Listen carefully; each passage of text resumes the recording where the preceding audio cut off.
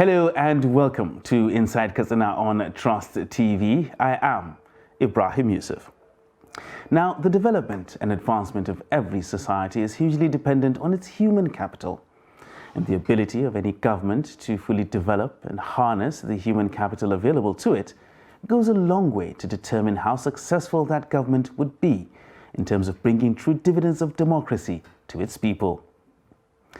The Katsina State government, under the leadership of His Excellency Governor Aminu Bello Masari, has placed a lot of premium on human capital development and has managed to harness the people's potential irrespective of ethnicity. And that is evidence in its multi-ethnic nature of the Katsina State Public Service. On this episode of Inside Katsina, we'll be talking to Prince Uche Okonkwo, the special advisor to the governor on indigenous Nigerians. And he gives us insights as to how his office came into existence and what his duties entail. Let's take a look. Being a young boy who is also brought like his own children, who is close, my father, I would tell you, not because of the closeness of my father, but I had a lot of friends who took me into politics, like Abdulaziz Ndala, Allah Ejikenshi, Allah Egafantamashi. He did a lot for me, because not only taking me to politics, but he made sure that I participated during the campaign. And after the campaign, His Excellency was thinking on the area to help our people. And he told me, this is what I have for your people, so that your people can be involved in what we are doing. He told me categorically, and that was what he did by appointing me to, in essence, to see that our people are being put into the political system so that their impact can be felt. It was like a dream. Could it be possible without somebody being Islamized? How are we sure that he has not been converted? So that story goes for so many years. I tell you, I'm a child. Started from Otta boy. Presently in St. Martin's, I'm a commissioned lector by the bishop. But after some period of time, when you are being converted to another religion, or when your faith is being touched, there are some things that you shouldn't do in the church. So after many years, they find out that I was still participating fully and more better than who they knew. So that went a long way to convince them that my faith or religion wasn't tampered, but they were looking, but His Excellency were looking at the area to bring in our people into the political system. I tell you, that had been one of the worst challenges I had, in able to convince them that my faith or religion wasn't touched in the essence of the appointment. So I think that took me so many years to convince them, and I did that by making sure that I participate fully in my normal, usual church activities. As I'm talking to you, I read in the altar. A week don't pass without me reading the holy book in the altar. You understand? So by doing so, have gone a long way to clear the air. I think our people are happy now, because they have found out that he has actually brought somebody up who they can rely on. He has actually made a door to create access. I would tell you, in a situation when somebody is sick, we have a conditions, somebody is sick with cancer, terminal sickness that are very difficult for individual to take care of if government does not intervene. So there have been an instance, a patient who have cancer, a patient who have liver problems. Such cases, they would tell them either through somebody, they always come to my office. And in so many occasions, His Excellency have never turned aside such requests. He has been doing that to our people. I think it's a privilege. We have never had it. We have an instances where their shops, their homes are being caught by fire. In such occasions, His Excellency, when he consigns our people, he always give it a listening ear. You understand? We have occasions where our children are seeking for admissions. Sometimes they need indigene in government house. I don't need, I only give them the names, and the indigenes are given to those children. By giving them the indigene, they get work easily, they get admission easily. You understand? Then there have been occasions where people are in need of activities.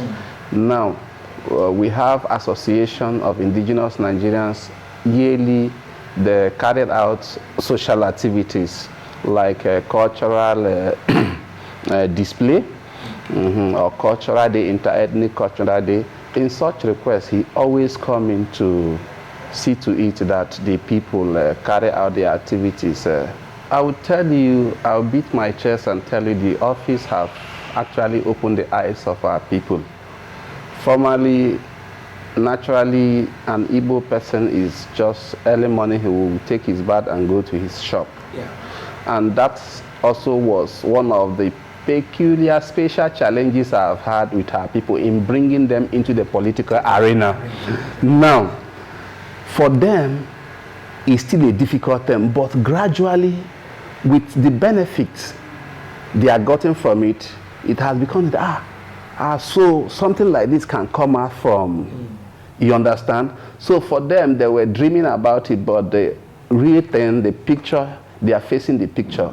I will tell you, by also doing that, you hear a lot of our people, just 3 days ago, an Igbo community have also averaged, open up their support, declare openly to the whole state and nation that they are going to vote for APC. It's only in Katsina you hear such news. You understand? That was the effort of creating the office did that. If he have not brought me to the line, there is nowhere across the globe you will hear an Igbo man coming openly on the media and said, I'm voting APC. For Igbo man, normal Igbo man is a taboo. Is a taboo. But now they are doing it openly. So I think it's based on this effort that have come to help our people to understand the importance of politics. I will tell you, over 20 years ago, I used to carry my parent, may his soul rest in peace. Amen. His Royal Highness Dr. Hilary Okonkwo in memory, and my stepmother, Queen. Then I used to carry that. She taught me how to drive. In the event that, she said, she doesn't want any time that she wants to go to somewhere and driver is not always around. And that was how she taught me how to drive. So teaching me how to drive, whenever there is activity, I will carry them in the car. I'm the one who drives them in the car. Now, I was in the full picture. Or I will tell you, I was in the corridor picture during the late governor of Katsina State, Alhaji Omar Musa. I was fully in the corridor picture. And followed by His Excellency, the former governor also, Alhaji Shehu Shema. I was also in the fully corridor of what was happening. And now, after being in the corridor, I'm not taking inside the system. You understand? There is something I have noted about these 3 decades of political era in Katsina. One thing that is very, very peculiar that people have not come to understand about His Excellency, I would tell you, is that the rate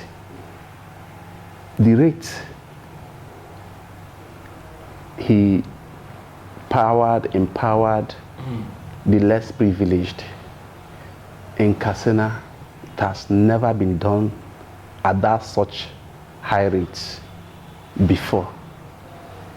I will tell you, in the former regimes, we can only hear somebody will come and give you money or give you package, or you go to somewhere and make a request and the money will be given to you.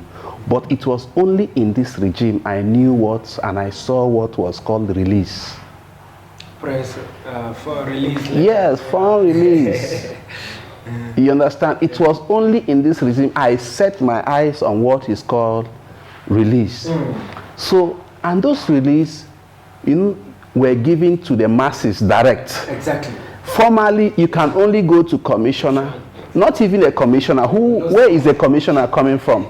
You can only go to the right-hand man of Yaradua to get help. Yeah. You can only go to the right-hand man of Shema to get help, not even the commissioner. But in this regime, Masari did not consider important of those aspects, though he did, but he considered those ones that comes from the grassroots. Exactly. Every Alamajiri in Katsina got released, financial released, approval from Masari. So at a point, when somebody would tell me, is it not only breach that Masari did? I look at the person, I say, these people don't. And what I ask them is that, some of them, if I happen to know one time they were giving money or release, and I will now remind them, I say, in so occasion, you went and you requested, you got. You understand? So these are the things, when you look at it, it only takes a man with a God's heart to do such. You understand? If he wants to play politics, he only consider those who have right to come to him to get such release or approval. But one peculiar thing that is still not known to many people in Katsina is that once somebody, if he's, no matter how poor, the person don't know where government house is, the person will sit in his lungu and write, the next thing, release is out, approval is out. It can only take, and we can never see such again in Katsina. I tell you, we can never see it again. I don't pray so, but there are always a better way in the future. But you see these aspects, no governor will do that for you, if not Masari. And we thank God for him, because I think that was what has kept him going. Because he has sowed some seed that is not known to people. Because when it is known to people, they always have a way of condemning it, cementing it. But on that aspect, it's only known between him and the Almighty. It goes without saying that the Masari administration has done quite a lot in reaching out to the people by bringing the government as close as possible to them through running a truly all-inclusive government. And the people of Katsina State are ultimately better for it. We'll take a break now, and when we return, Inside Katsina continues. Please stay with us.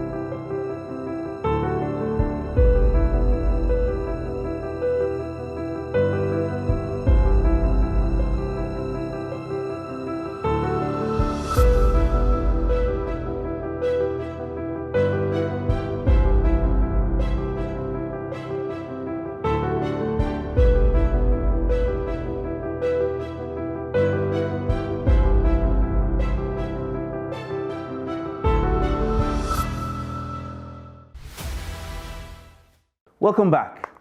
This is still Inside Katsina on Trust TV, and we have been in conversation with Prince Uche Okonkwo, the special advisor to Governor Masari on indigenous Nigerians. And he has been reading out some of the achievements the administration has made for the overall benefit of the people of Katsina.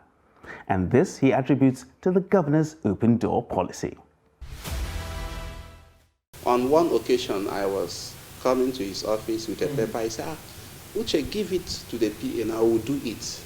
You don't need to bring it to me. You understand? I shouldn't bother bringing it. I should give it. You understand? I will tell you on that note. And whenever, I have been occasion when some of his former members in House of Reps came, and when he wanted to show, he called me and he asked me to come and see his old boys. And when I saw them, I was very happy. I was looking at him, he's like a daddy, he's like, you understand? But when I saw my elderly Igbo men who came from the east to see him, that made me understand more of the kind of caliber legacy he has laid in Nigeria. Because those of my brothers told me a lot about him. They said we are house members, but he took us like junior brothers. He said they had wonderful time with him. That is why season time by time, they came to Katsina and visit him because they had wonderful experience. And they never knew that he even appointed me. You understand? That is why I call him a grandfather's experience with him, because I saw these elderly Igbo men who are also like a father, elder brother who came. He worked with them and they assured me, when they were telling me that he is their boss, but he took them like junior brother. Then I looked at myself. I said, no wonder. You understand? No wonder he has been doing so many things, helping me in so many ways. He always told me something. He said, I want you to grow in the system. And I've actually grown for these years, because that was the second point of bringing me in the system. He said, I want you to grow in the system. You're still young, and I want you to grow. Actually, I will never forget my experience working with him. I tell you, the Emirates is a home. It's a father's house for me, because the present Emir, Dr. Abdulmumin Kabiru, he's a very close brother and friend to my father. Because when he was the Magajingeri, before my father was thrown the Eze Igbo of Katsina State, they were both very friends. And whenever he sees me, he feels he wants to cry. He's missing somebody because my father is not always there. So he have always, in every occasion, he always do his possible best to bring me close, to send his messengers to find out how is Uche doing, is he fine, is he doing well. And I think that has gone a long way to strengthen peace and unity among our people in the state and the Emirate Council. I have virtually worked with so many ministries, because being the SA on indigenous Nigerians and Christians, indigenous Nigerians and Christians in Katsina State, you have to switch to ministries. Now there have been occasions that somebody misplaced individuals have found on the street, and that person is coming from Anambra. You have to go to the Ministry of Social Development and do the needful. You understand? You have to move to the Ministry of Social Development so that the person can be assisted. So there have been in several locations that somebody is found in Katsina, a woman, a lady, and they are helpless. So I go to social development to get them helped. And government also, the government in Katsina State will give them transport, accommodate them. Some will be taken to hospital, and at the end will contact their relations in the east. On that process, they are returned back to their home. There are also a time that I have also interswitched to Ministry of Religion, because sometimes if church wants to do something, you have to go to Ministry of Religion Affair. So you rather write or make a proposal or place your invitations to the appropriate ministry. There have been also the event. We want to organize a summit, intercultural summit, interreligious summit. So I have to move to the Ministry of Culture and Home Affairs. So you see, that is just a few. There are also many ministries that have actually worked with. And with those experiences have actually went a lot to enlighten my mind, help me understand how the system is operate. Now, if you ask me, I would tell you being grateful and thankful for Masari has also made me to venture to support strongly the present gubernatorial candidate of APC. Somebody will ask me, in various occasions, I have had contact with Lado, I have had contact with Gino, I have had contact with many of them. But one thing I told them that I want to be grateful to Masari. I want to be grateful to Governor Masari. So that made me to stay where I am today. And staying where I am today, the gubernatorial candidate also has appointed me as a director on diversity on the campaign council. And that have never happened in the history of this state. You understand? I always tell our people it has never happened. We can only be co-opted.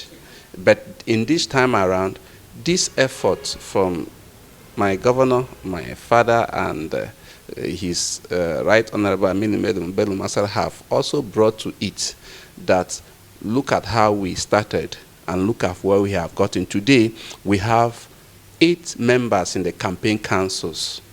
8 members. That is somebody who is from the northeast, somebody who is from the southwest, somebody who is from the south, somebody who is from the north central, somebody who is from the northwest. So that was how all of us were picked. We are 8 of us in the present council.